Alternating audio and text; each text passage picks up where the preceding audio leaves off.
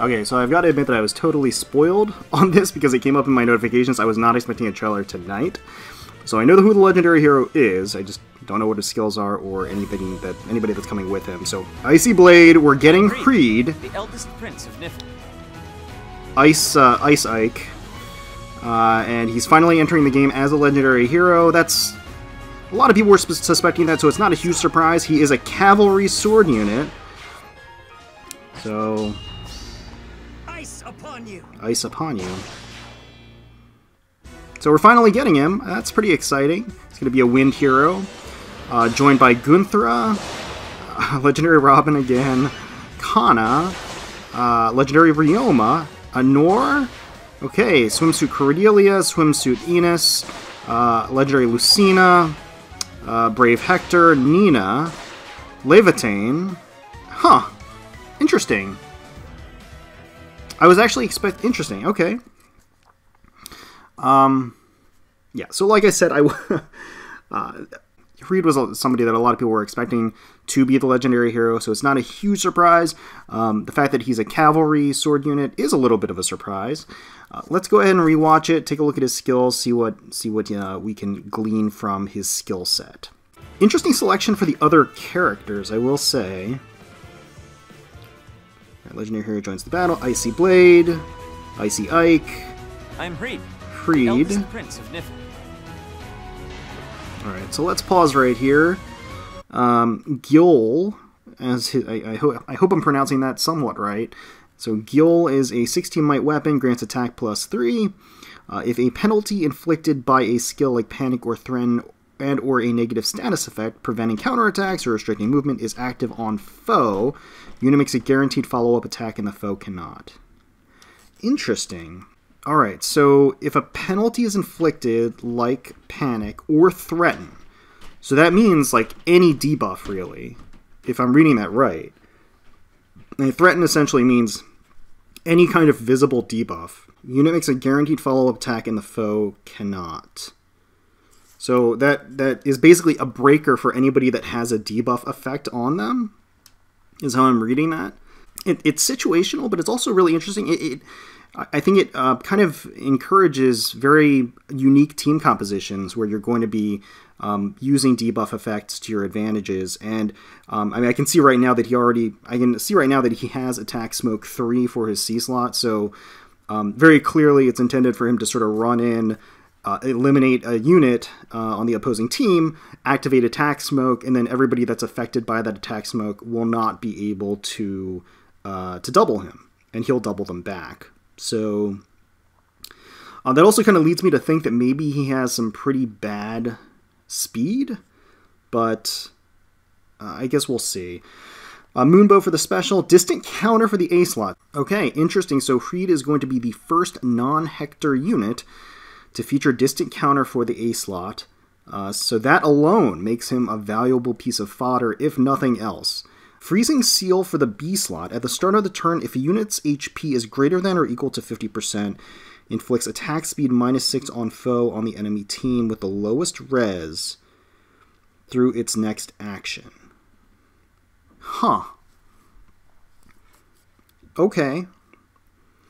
So he has to have at least 50% health, and it inflicts a -6 attack and speed debuff on... it's a map-wide debuff against the unit with the lowest res. Okay, I mean, that seems fine. I guess it's trying to target units that are kind of glass cannons that are out there that, you know, would really cherish that attack and speed. They oftentimes have lower defensive stats and oftentimes very low res, so I guess that's what they're going for there.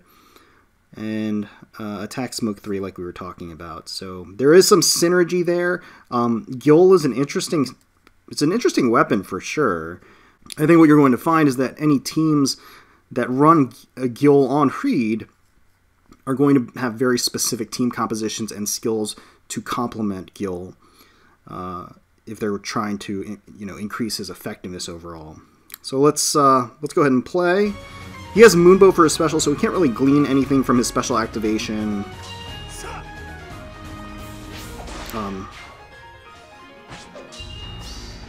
Ice upon you. Okay. He's going to be one of the red heroes. Gunthra is finally making a return. We have Legendary Robin, Kana. Alright. I'm trying to look at their weapon effects to see if there's anything like unique or interesting that they've added. Doesn't really look like it.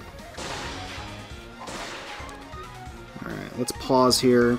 And the fact that Brave Ike is even... excuse me. The fact that Brave Hector is even on this banner is probably makes it worth summoning, at least on the blue side of things. So let's break down the colors here. So Hríd is obviously red, making his debut. He's going to be a coveted target for sure for people, and he is accompanied by Legendary Ryoma. So we have two legendaries on a single color for the first time. And he is also accompanied by Levitane.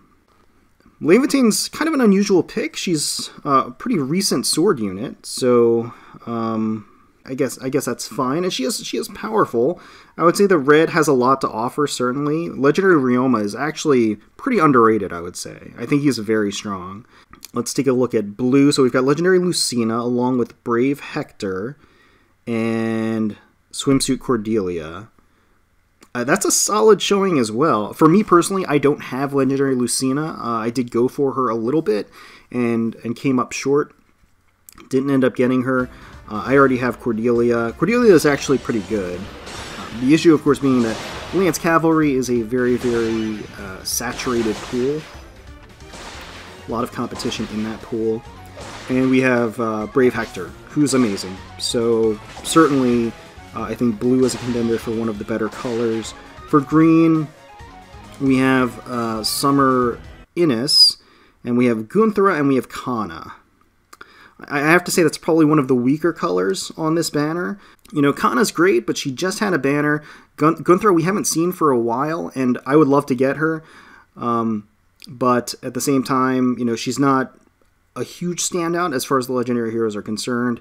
And Summer Innes is a fine flying axe user, don't get me wrong. But again, not a huge standout as far as I think the rest of the available units on this banner.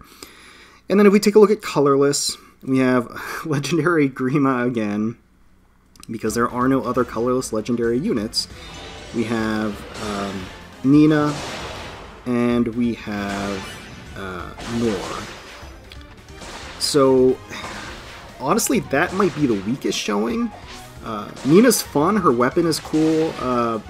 Neither Nina nor Nor are particularly exemplary units. I mean, they're great, and if you build them right, they're fantastic, along with Legendary Robin, but again, the kind of stiff competition on this banner. I would say that colorless is probably the easiest color to skip on the banner. I would put green just above that.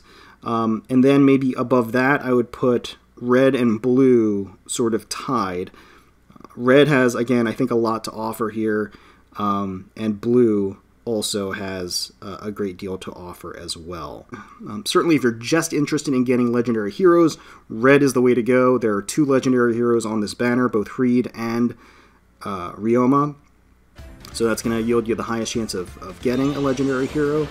But all in all, an interesting banner. A few unusual picks, I would say, but I don't think I'm going to go crazy on this. I might go in a little bit for Legendary Lucina, and maybe Hrid as well. And in the process, I might be able to get, you know, another Brave Hector, or I might be able to get a Levitane, who I don't have. The main issue for me personally, being that I have Brave Hector and I have Summer Cordelia, so I would really only be looking new unit-wise for a Legendary Lucina, and on the red side of things, I already have Legendary Ryoma, so I would really just be going for Hrid and Levitane, which is fine. There's nothing wrong with that, but you know, I do have at least one of the units on there. So we finally have Frost Ike. We have Big Brother Hríd from Nifl. I think a lot of people were expecting it, and we finally have it. So let me know in the comments below if you're excited for this banner. If you're going to be pulling on it, I wish you the best of luck. I hope you get all of the legendary heroes that you're looking for. Hope you enjoyed coming along for the ride and watching the trailer for the first time with us. I do apologize. I wasn't expecting this trailer to come up, so I was spoiled on it as I was clicking through, so I didn't... probably wasn't as excited as I could be. Thank you so much for watching. We really, really do appreciate it. And until next time, let's protect those skies.